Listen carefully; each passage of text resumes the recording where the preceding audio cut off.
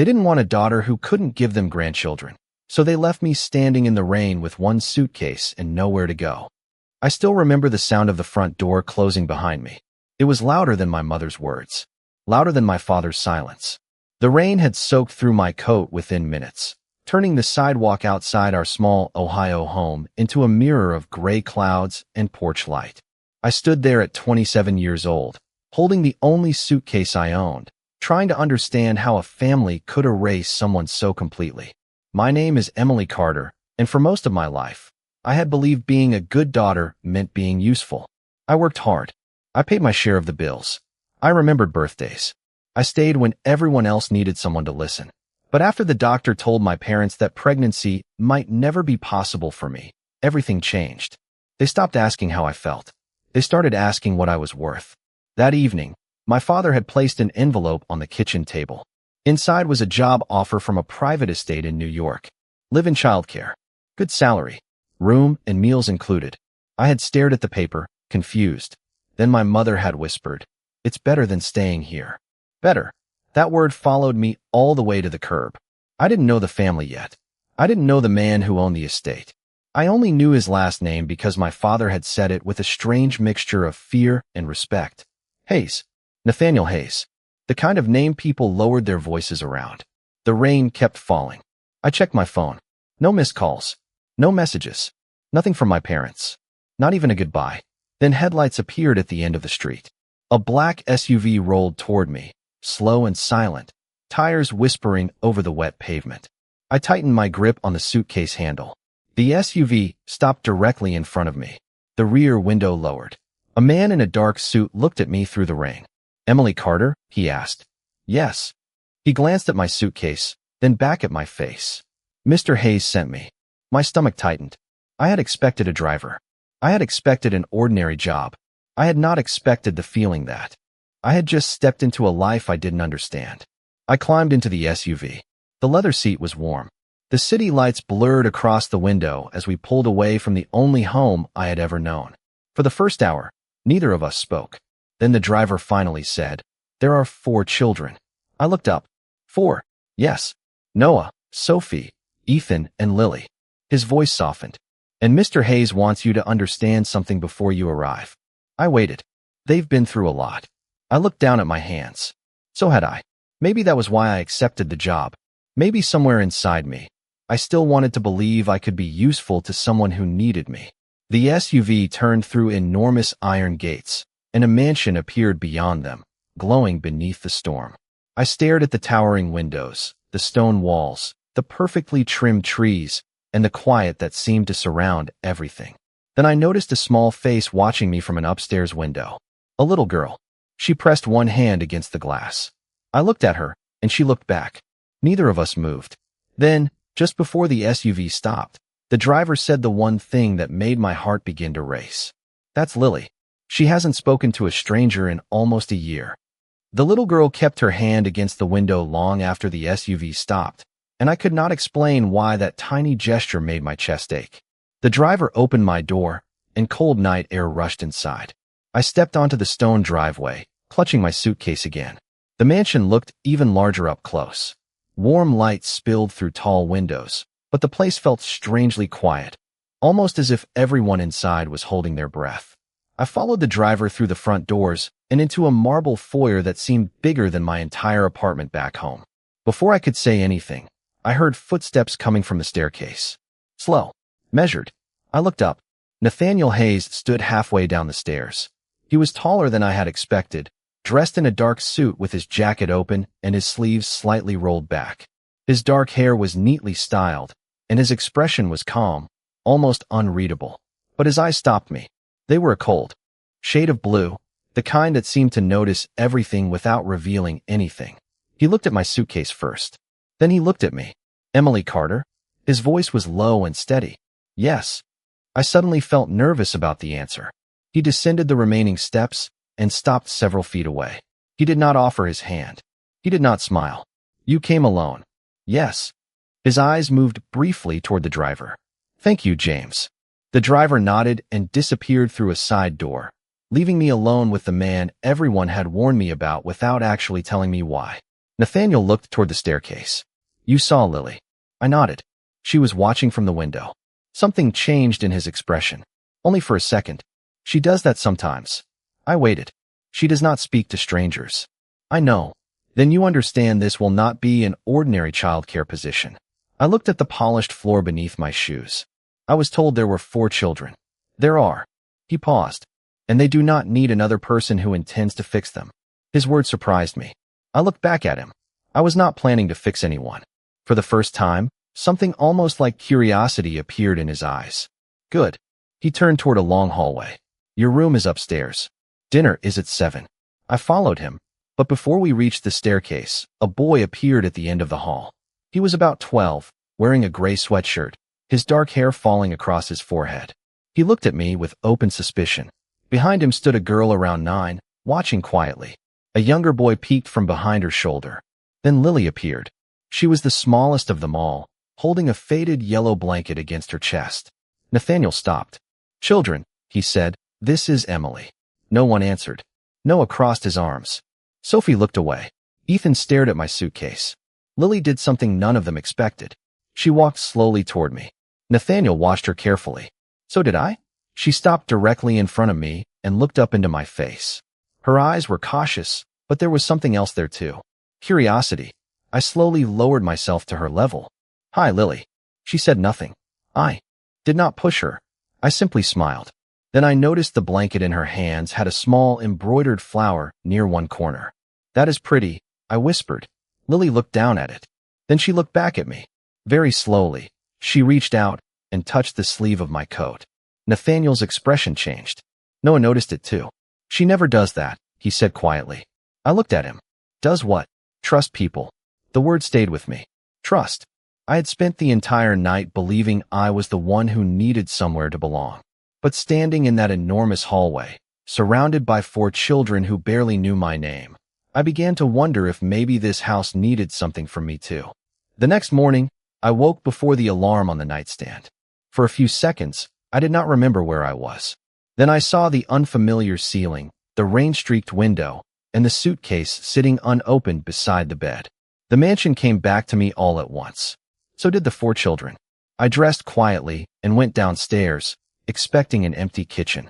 Instead, I found Lily sitting alone at the long breakfast table, her yellow blanket folded beside her. She looked up when I entered. I smiled. Good morning. She did not answer, but she moved the chair beside her slightly. I understood. She wanted me to sit. I pulled out the chair and joined her. A few minutes later, Noah walked in, followed by Sophie and Ethan. Noah stopped when he saw me. You are still here. I almost laughed. I am. He looked surprised. Most people leave. I am not most people. I said it before thinking. Noah studied me for a moment, then sat down. Sophie took the chair across from me. Ethan climbed into his seat and immediately asked, Do you know how to make pancakes? I smiled. Yes. Good. He picked up his fork. Then you can stay. Sophie rolled her eyes. Ethan, you cannot decide that. Why not? He looked at me seriously. You made Lily sit with you. I glanced at Lily. She was quietly watching me. I had no idea what to say. Then footsteps sounded behind me. Nathaniel entered the kitchen. He stopped when he saw all 4 children at the table. His eyes moved from Lily to me, then to the untouched. Breakfast played in front of her. She usually eats upstairs, he said quietly. I looked at Lily. Maybe she wanted company. Nathaniel said nothing. He walked to the coffee machine, poured himself a cup, and stood near the counter. For the first time, I noticed how tired he looked. Not physically tired. Something deeper. The kind of exhaustion that comes from carrying too much for too long. Noah broke the silence. Are you staying? Nathaniel looked at him. That depends on Emily. 4 pairs of eyes turned toward me. I swallowed. I would like to stay. Nathaniel held my gaze for a moment. Then stay. It was simple. Almost too simple. Later that afternoon, I found the children in the library. Noah was struggling with a school assignment. Sophie was drawing quietly. Ethan had built a crooked tower from wooden blocks. Lily sat on the rug, turning pages of a picture book without speaking. I sat beside her. Do you like stories? She nodded once. Me too. I pointed to the pictures. Which one is your favorite? She hesitated, then touched a drawing of a small house surrounded by flowers. That one. She nodded again. I smiled. It looks peaceful. Lily looked at me for a long moment. Then she took a crayon from the table and drew a tiny figure beside the house. A woman. Brown hair. A yellow shirt. She pushed the paper toward me. My breath caught. Is that you? She nodded. Behind us, I heard Nathaniel stop in the doorway. I looked up. He was staring at the drawing. Then at Lily. Something unreadable crossed his face. He did not speak. Neither did I. But Lily reached for my hand and held it. And for the first time since I had arrived, I realized something had changed. I was no longer simply the woman who had been hired to care for 4 children. I was becoming someone they were beginning to choose. That evening, I found Nathaniel standing alone in the library, staring at the drawing Lily had made. The little house. The flowers. The woman beside it. My heart tightened when I saw how carefully he held the paper, as if it were something fragile and priceless.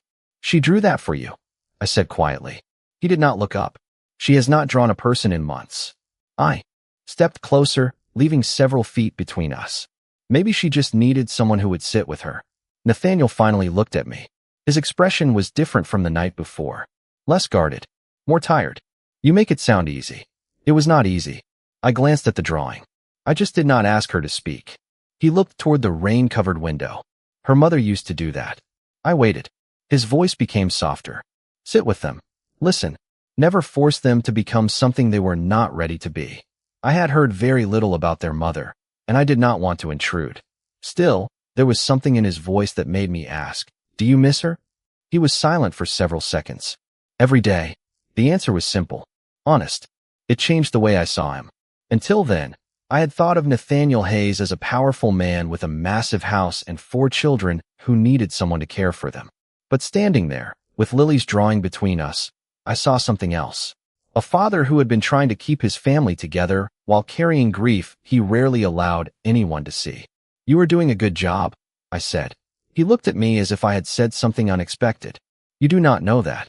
I know your children still look for you when they are scared. His eyes softened. That is not the same thing. Maybe it is. For a moment, neither of us spoke. Then a small voice came from the hallway.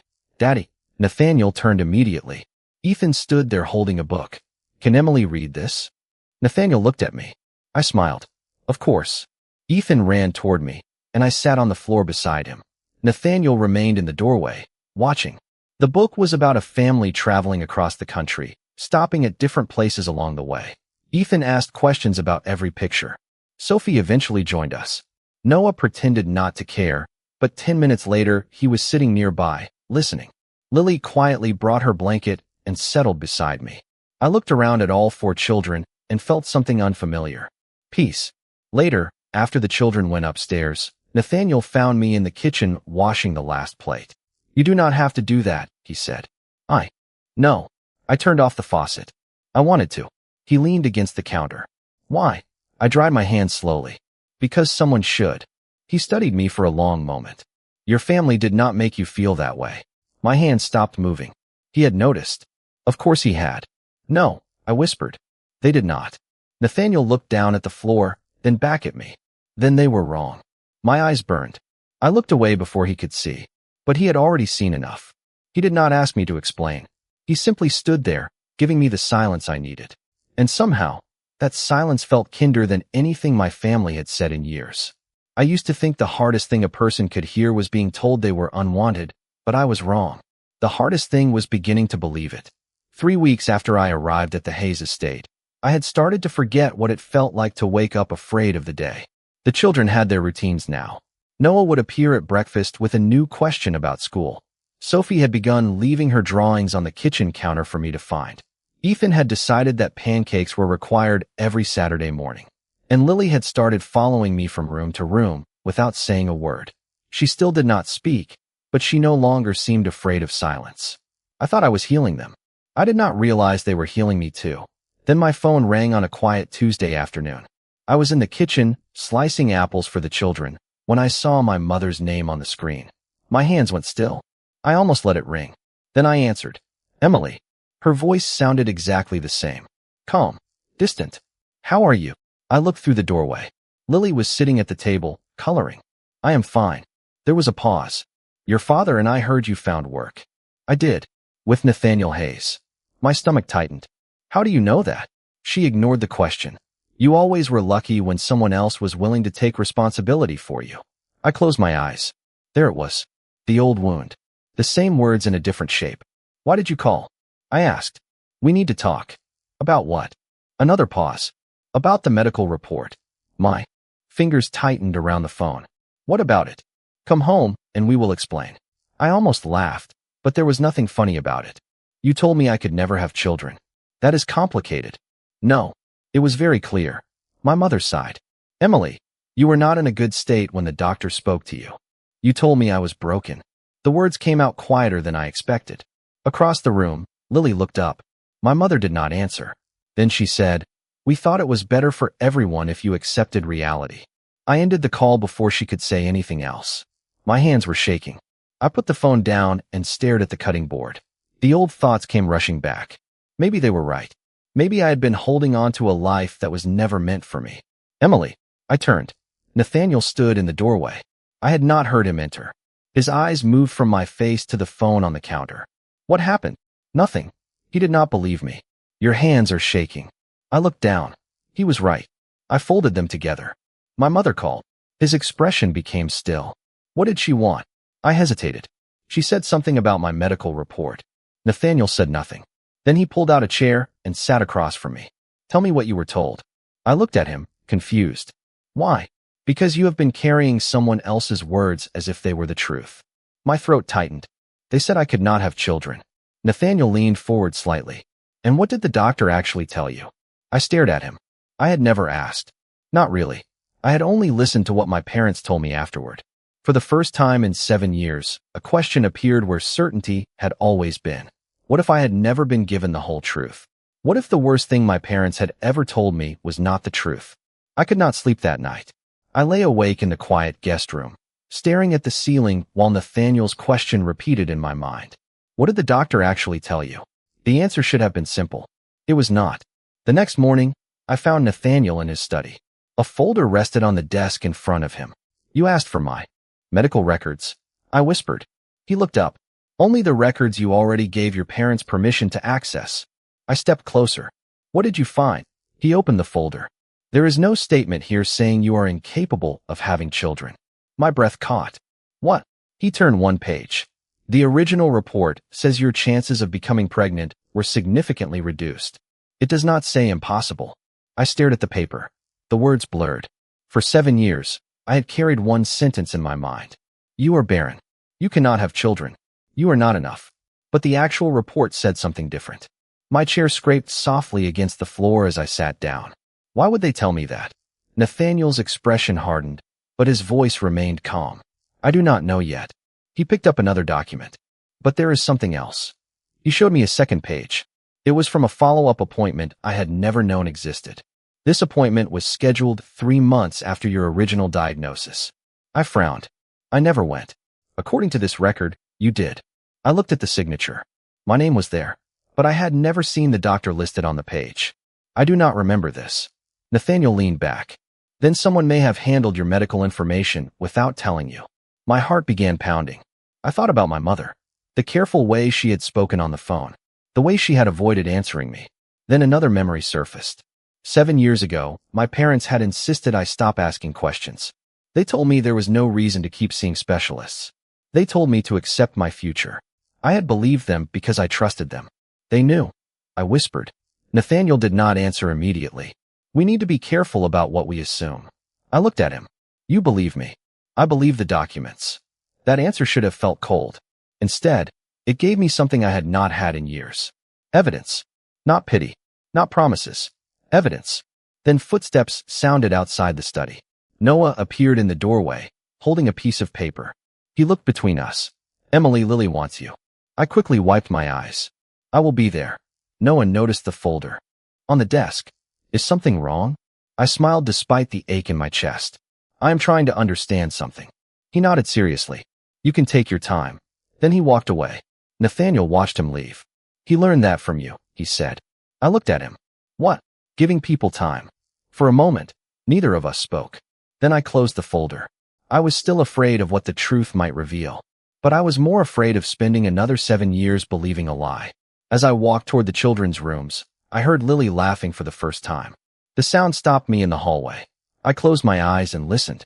Somewhere inside that house, something had begun to heal. And now, for the first time, I wondered if I was allowed to heal too. By the following Friday, I had learned that truth did not always feel like freedom at first. Sometimes it felt like standing at the edge of something you were afraid to name. The folder in Nathaniel's study remained closed, but I could feel its presence every time I walked past that room. I had not told the children what was happening. They did not need to carry my past. They had enough of their own. Instead, I focused on their mornings, their homework, their bedtime stories, and the small routines that had somehow become mine. But something inside me had changed. I no longer looked at myself through my parents' eyes. I was beginning to ask what I wanted. That question frightened me more than any answer. One evening, Nathaniel found me sitting on the back steps with Lily beside me. The sunset painted the garden gold, and Lily was drawing flowers on a sheet of paper. "You are quiet tonight," he said. I smiled faintly. "I am thinking." He sat several feet away. "About your family?" "About everything." I looked toward the garden. "I keep wondering if I should go back and ask my parents for the truth." Nathaniel was silent for a moment. "You do not owe them another chance to hurt you." His words were gentle, not controlling. "But I need answers." He nodded. "Then get them because you deserve answers, not because they deserve access to you." I looked at him. That was the moment I realized how much I had started to trust him. Not because he was powerful, not because he could solve problems with money, because he never asked me to become smaller so he could feel larger. The next morning, I packed my suitcase. Lily watched from the doorway. Her little face fell when she saw it. "I'm only going away for a little while," I told her. She shook her head. "Lily, I need to talk to my parents." She looked at me for several seconds, then ran upstairs. I thought she was upset with me. 10 minutes later, she returned holding the drawing she had made in the library. The little house, the flowers, the woman beside it. She placed it inside my suitcase. My eyes filled with tears. "I will come back," I whispered. She nodded, but she still looked worried. Nathaniel stood behind her. He had not tried to stop me. That mattered. At the front door, he handed me my coat. "James will drive you." I looked at him. "You are not coming? You asked for answers from your parents. This is your conversation." I nodded. Then he added quietly, "If you decide you do not want to return, I will respect that too." My chest tightened. No one had ever given me that kind of choice. I drove back to Ohio that afternoon. The house looked smaller than I remembered. My mother opened the door. Her eyes moved immediately to the suitcase in my hand. "You came back." "I came for the truth." Her expression changed. My father appeared behind her. For a long moment, nobody spoke. Then I placed the medical report on the table between us. "Why did you tell me I could never have children?" My father's face went pale. My mother looked away. And that silence told me more than either of them could have said. They had known. They had known there was more to my story. They had simply chosen not to tell me. My father was the first to speak. We did what we thought was best. I looked at him across the kitchen table, unable to recognize the man who had once taught me how to ride a bicycle. Best for whom? He looked down. My mother folded her hands tightly in her lap. "For the family," she whispered. "You were never going to have the life we imagined for you." I felt something inside me go quiet. "You mean children?" Neither of them answered. That was enough. My mother finally admitted that the original doctor had never told them I was completely unable to have children. My chances were lower, but there had always been uncertainty. There had been another appointment, another specialist, another opportunity to understand my condition. They had never told me because they believed I would spend my life chasing a possibility that might never happen. "We were trying to protect you," my mother said. I shook my head. "No, you were protecting yourselves from having a daughter you could not control." The room fell silent. I picked up the medical records and placed them back into my bag. 7 years of shame had suddenly become something different. It was not my shame. It belonged to the people who had decided my worth before I had the chance to decide it for myself. My father looked at me. "Emily, where will you go?" I thought about the mansion in New York, the long hallways, the kitchen where Ethan demanded pancakes, Sophie's drawings, Noah's questions, Lily's yellow blanket, and Nathaniel standing quietly in the doorway, never once telling me what choice to make. "Home," I said. My mother frowned. "This is your home." I looked around the kitchen. For years, I had believed those walls were the definition of family. Now they looked like a place I had outgrown. "No," I whispered. "It was." I left that afternoon. The drive back to New York felt different from the one that had brought me there. I was not returning because I had nowhere else to go. I was returning because I had somewhere I wanted to be. When the gates of the Hayes estate appeared, the sun was already setting. I stepped out of the car and saw 4 small figures standing near the entrance. Noah was there. Sophie stood beside him. Ethan was bouncing on his heels, and Lily was holding her yellow blanket. The moment she saw me, she ran forward. I dropped my suitcase and knelt down. She wrapped her arms around me without saying a word. I closed my eyes. I came back, I whispered. Behind her, Ethan shouted, "I told you she would." Sophie smiled. Noah tried to hide his relief. Then I looked up. Nathaniel stood at the top of the steps. He had not moved. His face was calm, but his eyes gave him away. He looked relieved. I stood slowly. For a moment, neither of us spoke. Then he walked down the steps. "Did you get your answers?" he asked. I nodded. "Yes." And I looked at the 4 children around me. I finally understand that I was never broken. Nathaniel's expression softened. I already knew that. I smiled through the tears in my eyes. Then Lily reached for my hand. She pulled me toward the house. "Come home," she whispered. It was the first time I had ever heard her speak. I looked at Nathaniel. He looked at Lily. Then he looked back at me. And in that quiet moment, I understood that sometimes family was not the place you were born into. Sometimes it was the place that opened its door and chose you back. For the first time in my life, I walked through the front door of the Hayes estate and did not wonder whether I deserved to be there. Lily still held my hand. Her small fingers were warm around mine, and every few steps she looked up to make sure I was still beside her. Noah followed with Sophie and Ethan close behind, their voices filling the hallway with questions about what I had seen in Ohio. I answered them slowly, smiling at the sound of their excitement. Then I looked toward Nathaniel. He was standing near the staircase, watching all of us. There was something different in his expression that evening. Not the guarded distance I had seen when I first arrived. Not the quiet sadness he carried like a shadow. It was something softer. Something that made me look away before he noticed how much it affected me. Dinner that night was louder than usual. Ethan told a ridiculous story about school. Sophie corrected every detail. Noah pretended to be annoyed, but he was smiling. Lily sat beside me and quietly placed her yellow blanket across both our laps. Nathaniel watched the children for a moment, then looked at me. "They missed you." I smiled. "I missed them too." He lowered his eyes to his plate. "So did I." The room became strangely quiet. Noah looked at Sophie. Sophie looked at Ethan. Ethan looked completely confused. I felt my cheeks warm. Nathaniel cleared his throat and reached for his glass of water. It was the first time I had seen him seem nervous. Later that evening, I found him in the library. The old drawing from weeks earlier was still on his desk. The little house. The flowers. The woman beside it. "You kept it," I said. "Of course." I stepped closer. "Why?" Nathaniel looked at the picture. "Because it was the first time Lily drew what she wanted instead of what she had lost." My heart tightened. He turned toward me. "Emily, there is something I need to say." I waited. "When you first arrived, I thought you would stay for a few weeks. I thought the children would eventually become comfortable with you, and then life would return to normal." He paused. "But there is no normal anymore." I smiled faintly. Maybe that is not always a bad thing. He looked at me for a long moment. "No, it is not." He reached into his jacket and took out a small velvet box.